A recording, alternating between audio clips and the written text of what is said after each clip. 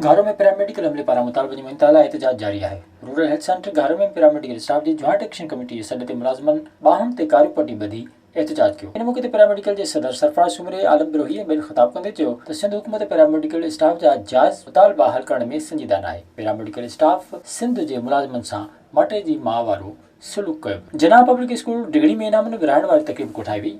सियारे जे मोकलुनि में ॿारनि खे मिलियल असाइनमेंट वर्क में सुठी कारकर्दगी ॾेखारींदड़ ॿारनि में इनाम विराया विया। पोजीशन खणंदड़ ॿारनि में हुरैन, अजवाह, अमर, सानिया ॿिया ॿार शामिल आहिनि। इन मौके ते स्कूल जे इंचार्ज प्रिंसिपल शहबाज़ जांग तकरीब ख़िताब कंदे चयो त स्कूल जे सभिनी ॿारनि सुठी कारकर्दगी ॾेखारी आहे। पोजीशन खणंदड़ ॿारनि जी हौसला अफ़ज़ाई लाइ तकलीफ़ कोठाई वई आहे, जंहिंसां ॿारनि में वधीक महिनत करण जो जज़्बो पैदा थींदो। गड़ियासन में ॿिनि नारियुनि जे अगवा ख़िलाफ़ वारसनि पारां एहतजाजी मुज़ाहिरो कयो वियो।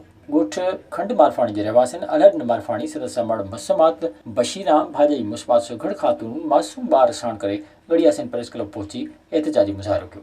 संदन चवणो हो त नारी मुसमात वहीदा ऐं मुसमात ज़मीरा मारफाणी पंहिंजे भाउ ज़ुबैर अहमद मारफाणी सां सरकारी अस्पताल वञी रहियूं हुयूं त हथियारबंदनि अस्पताल वटि रोके खे अगवा कयो।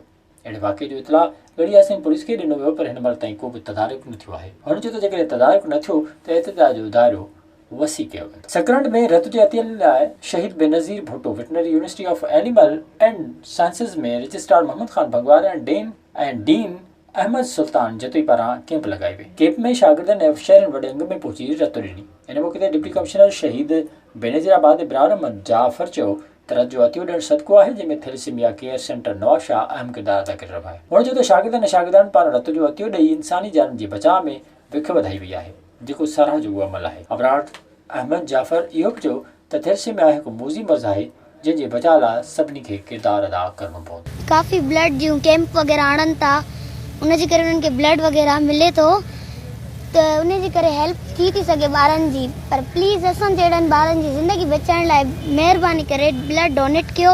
शादीअ खां अॻे जेके वालिदैन टेस्ट नथा कराइनि, उन्हनि में इहो मोज़ी मर्ज़ जेको आहे सो माना मुंतक़िल थिए थो। त सेम सिलसिलो हिननि ॿारनि सां थैलेसीमिया जे मरीज़नि सां इहो आहे त हिननि खे रत ॾियण खां पोइ माना ईअं सम्झो त महीने सवा जे लाइ हिननि जी ज़िंदगी में इज़ाफ़ो थी वेंदो। ऐं ॾाढा ग़रीब ऐं ॾाढा परे खां माण्हू मूं ॾिठा हुते थैलेसीमिया सेंटर में, को सखर खां अचे पियो, को शिकारपुर खां, को सांगड़ खां, को दादू खां। ॾाढो हिकिड़ो अहसास बि थियो ऐं असां पंहिंजे स्टूडेंट्स खे बि मोटिवेट कयो, पंहिंजे स्टाफ खे बि। विज़िट कयो अवामी आवाज़ मीडिया ग्रुप जी वेबसाइट awamiawaz.pk।